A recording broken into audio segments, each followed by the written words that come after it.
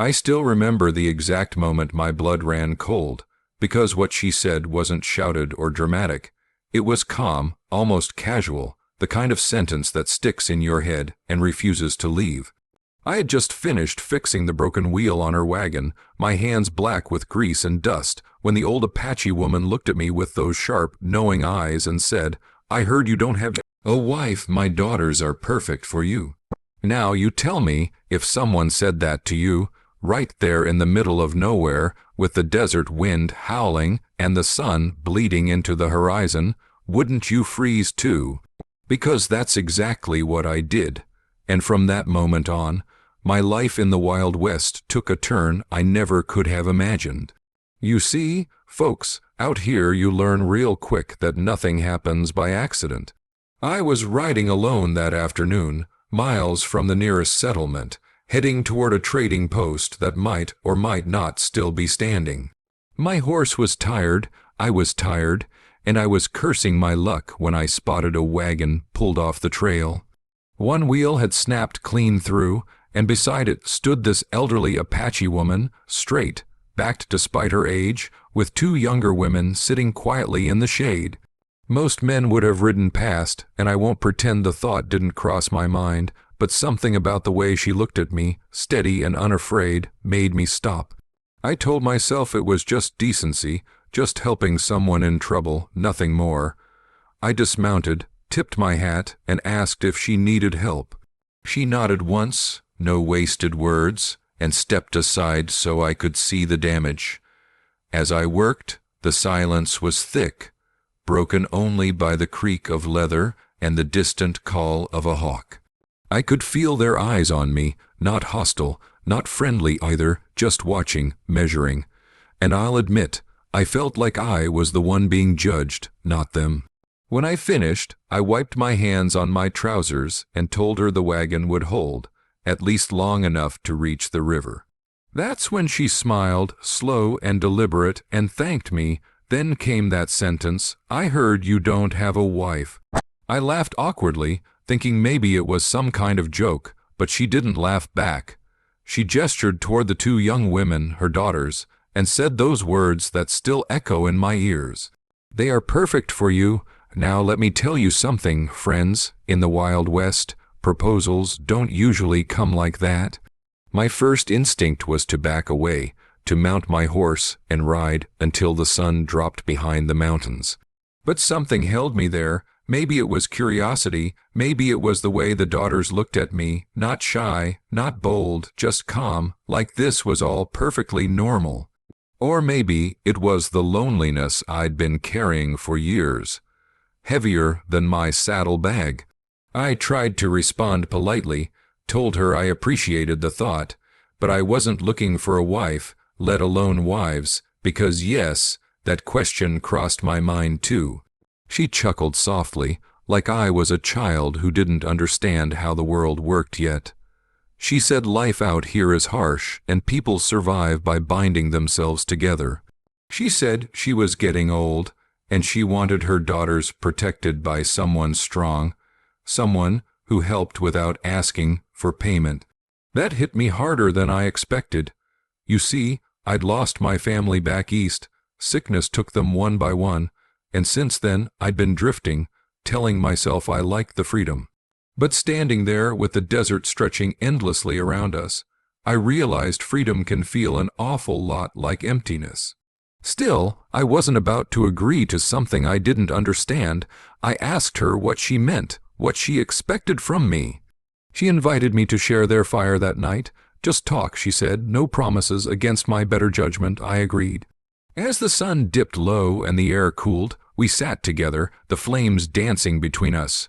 The daughters spoke little, but when they did, their voices were soft and steady. They asked about my travels, my scars, my horse. They listened in a way most folks don't, like every word mattered. The old woman told me stories of her people, of alliances made not just for love, but for survival. She said her daughters were capable, strong, skilled in ways most men underestimated. And then she looked me dead in the eye and said, "They need a man who will not treat them as possessions." I didn't know whether to feel honored or terrified. That night, lying under the stars, I couldn't sleep. My mind raced with questions. Was this a trap, a test, or just a strange twist of fate? I'd seen enough of the West to know that danger often came dressed in kindness. But I'd also learned that miracles sometimes did too. When morning came, I expected to feel relief, like I could just ride away and forget it all. Instead, I felt a pull, like unfinished business tugging at my gut. We traveled together for 2 days, heading toward the river. Along the way, I saw how the daughters worked, how they handled horses, how they laughed quietly with each other. They weren't helpless, and they didn't act like they needed saving. If anything, I felt like the outsider, the one unsure of his place. The old woman watched us closely, saying little, letting things unfold in their own time. On the second night, she spoke to me again. She said she could see the conflict in me, the fear of being tied down, of losing myself. She told me that belonging doesn't mean disappearing, it means being seen. That line hit me like a bullet, because how long had it been since anyone really saw me? Not as a gunslinger, not as a drifter, but as a man. I asked the daughters what they wanted, not what their mother wanted, not what tradition demanded, but what they wanted.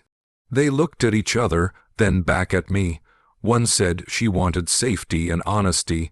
The other said she wanted a life that wasn't just running from one danger to the next. Neither said love, not outright, but I could feel something growing there, fragile and real. I won't lie to you, folks, I was scared. Scared of failing them, scared of being responsible for more than just myself. But I was more scared of riding away and wondering, for the rest of my life, what might have been. So I told them the truth. I told them I was flawed, restless, not always easy to live with. I told them I couldn't promise perfection, only effort. The old woman smiled then, a deep, satisfied smile, like she'd known the answer all along. She said effort was enough. She said the rest would come in time. When we reached the river, she performed a simple ceremony, nothing fancy, just words spoken with weight and intention. The wind carried them away, but I felt them settle into my bones. Life didn't suddenly become easy after that. Don't let anyone sell you that lie. We faced threats, hunger, and hard choices. There were moments I doubted everything, moments I wondered if I'd made a terrible mistake. But there were also mornings when I woke to the sound of laughter, evenings by the fire where silence felt comfortable, not heavy. For the first time in years, I wasn't just surviving, I was building something, and here's the part I want you to really hear. The Wild West isn't just about gunfights and gold rushes. It's about human connections forged under pressure. That old Apache woman didn't just offer me her daughters. She offered me a chance at belonging, at responsibility, at a life bigger than my own fears.